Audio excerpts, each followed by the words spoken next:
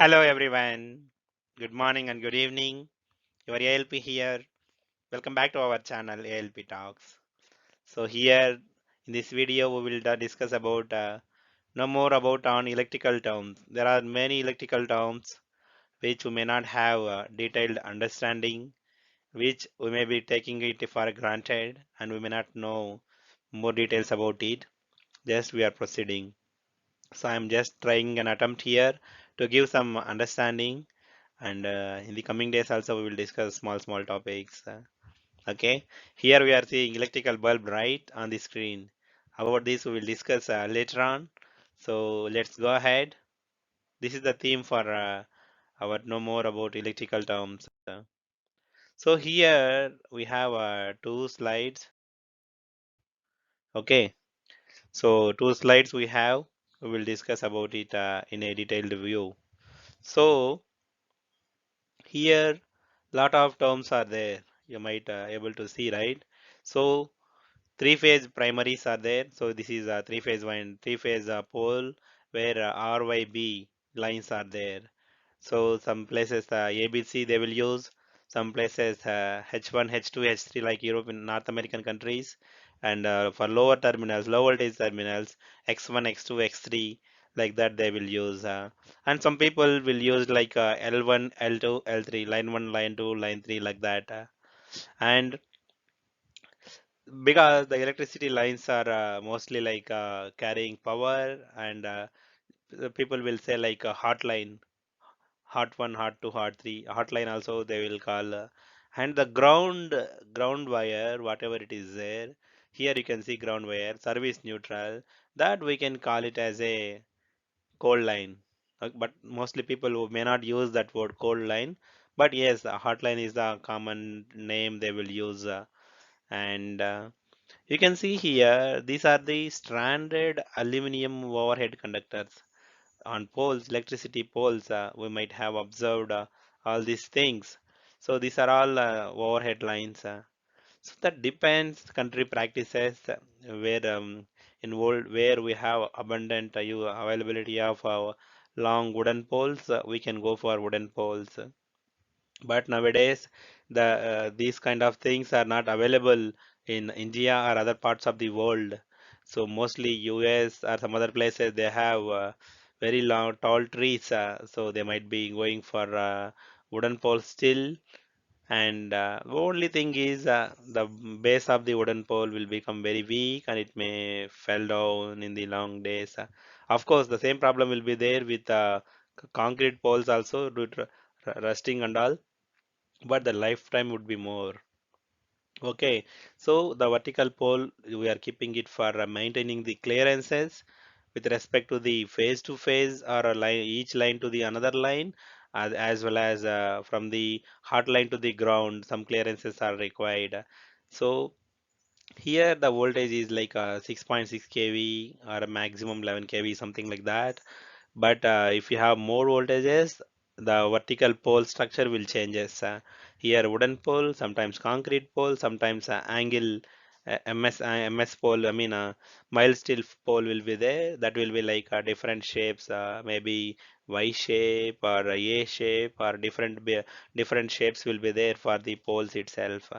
Okay, so if we come to the next, so how we are joining, I mean, how we are connecting this electrical conductor to the pole. Okay, that is the matter here. We are using some type of insulators.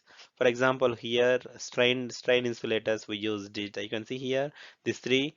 So there are different types of insulator. Insulator is a small with a number of small discs will be there. So each disc forms certain voltage. For example, let's say one disc forms 11 kV. If you have a three disc, 33 kV line will be there. Like that, number of discs connected together forms an insulator where one end we can connect to the live end, another end we can connect to the our concrete pole or cross arm or this wooden pole. Okay, and the quality of insulator also determines the leakage currents and everything, that those are very important in high voltage cases, but for low voltage point of view those leakage currents from the insulator or through the insulator generally less. Okay, so if you discuss about strain insulator, I mean insulators, there are again different types of insulators, shackle insulators, strain insulators, pin type insulators. They are all based on availability, for ex availability and requirement. For example, if it is dead end, we will use one type of insulator.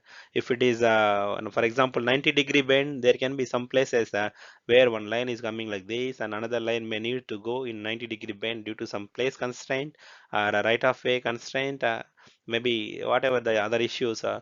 So in that case, we have to use certain other insulators. Okay, like this here, it is almost a dead end. So different types of insulators will be there, and if sometimes there will be lightning arrestor also at the end of the lines.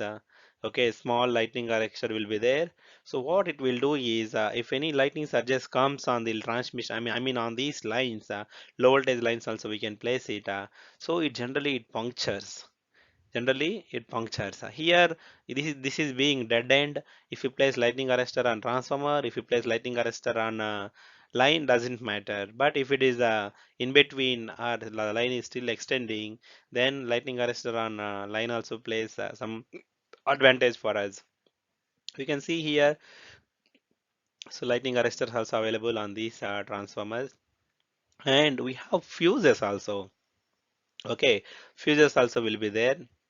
For each live conductor, we will be connecting fuses, and fuses in series with the connection to the transformer, so that whenever any overcurrents or not overload than predetermined, whenever high current flows, so first thing is the fuse gets melted and the fuse blown off, and it protects the transformer.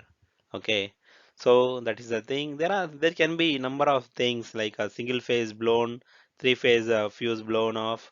So a lot of other issues will be there, and we will discuss those in the different time.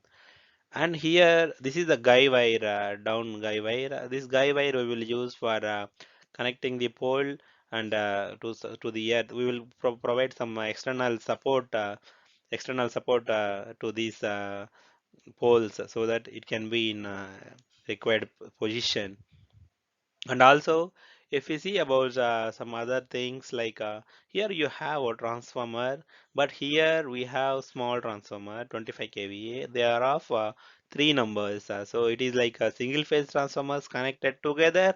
You can see the links here how they connected together, so that we will get a full three phase supply. Okay, so these type of single phase transformers are more popular in the domestic usage where a small load is there, or load catering is very less. Very few people are there, or very few consumers are there who are using electricity. Then these type of transformers are more economical. If you have places like remote areas where providing bigger transformer is difficult, replacement of bigger transformer also difficult, we can go with this type of small single phase transformers. So replacement of any one transformer is very easy. Okay, here you have three secondary primary windings are this line, and the secondary winding is here. Okay, secondary winding is we can connect our loads to it. Okay, these can be again bare cables like aluminum standard conductors, and we can hook it near to our homes. Otherwise, for example, if you take some apartments or something like that, they will directly connect cables from here. That is kind of a safety, one more step towards the safety. Okay, that will be there. And also all the metallic parts, whatever it is there here, we will be earthing it by using some ground wire.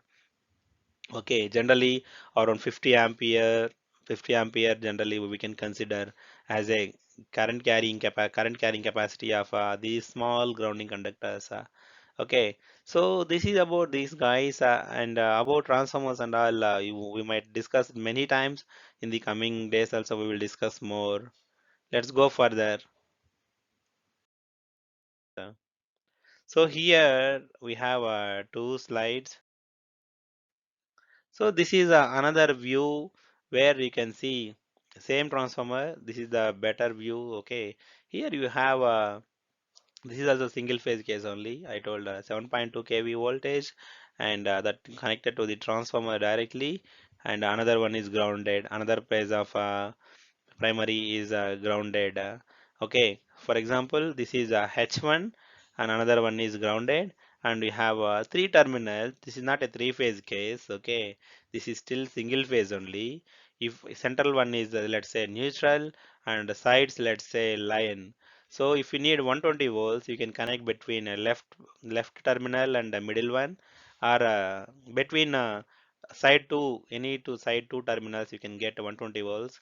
And there are certain applications, for example in USA, there we need a low voltage for normal application lights and all, for AC, refrigerator. I mean, there are bigger items, electrical items, oven or some other items. They will go for more voltage, 240 volts like that. So in that case, they will take a line to line voltage. Sockets also different there. So this is about this guys. So this is neutral phase, and this is above one is a line phase. We can connect a secondaries here, and same ground wire will be like this. So that's it about today, guys. If you have any questions or comments or anything, you are always welcome. So how is the session? Please comment in the comment section, so that it motivates me also to do better. If you have any other topics for future videos, do share with me, so that I can try to make those topics also. Thank you. Thanks for watching. Thanks for your time. Do subscribe to this channel, and also please share this video to your friends and colleagues to whom it might be useful. Thank you guys. Bye. So here we have two slides.